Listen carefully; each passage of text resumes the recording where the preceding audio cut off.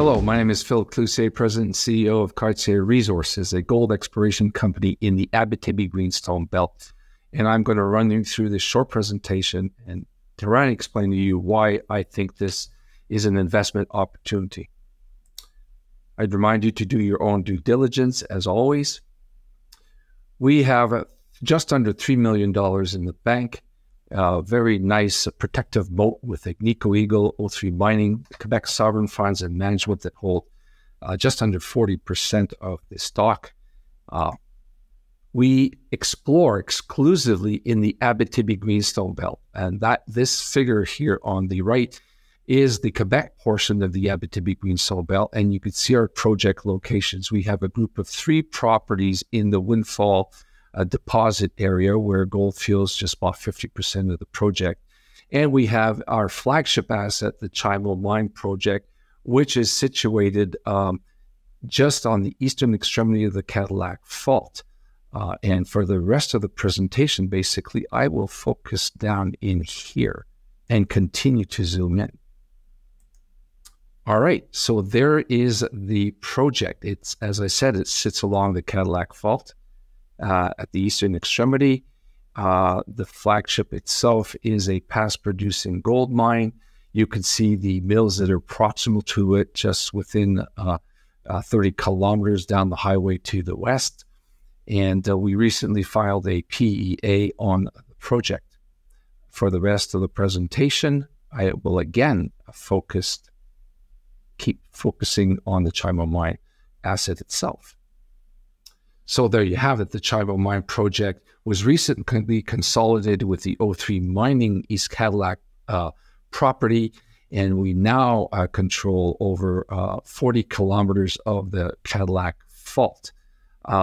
Obviously, the core of the gold mineralization sits in this area, and we, over the past 5 years, have drill tested essentially this because that's all we owned.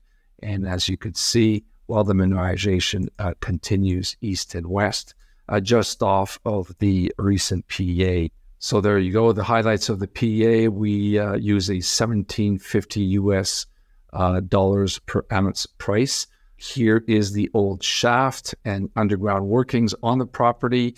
The mining schedule includes up to 4,500 tons per day at a grade of 2.7 grams per ton for total production of 1.4 million ounces of gold.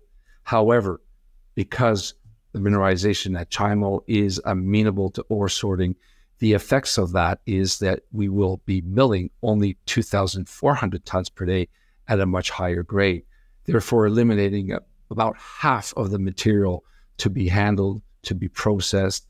And obvious impact of that is a much lower environmental footprint and a much lower cost to build a much smaller mill and process higher grade ore. So the average annual production will be just under 120,000 ounces per year of gold at an all-in sustaining cost of $755 US dollars. The NPV at 5% would be $388 million Canadian, with a capex of $341 million. IRR of 21%. Obviously, you can see where this project can continue to grow immediately in and around the shaft area. And this area is obviously slated to grow significantly. But our acquisition, east and west, obviously is what is going to provide a lot of upside in the near future.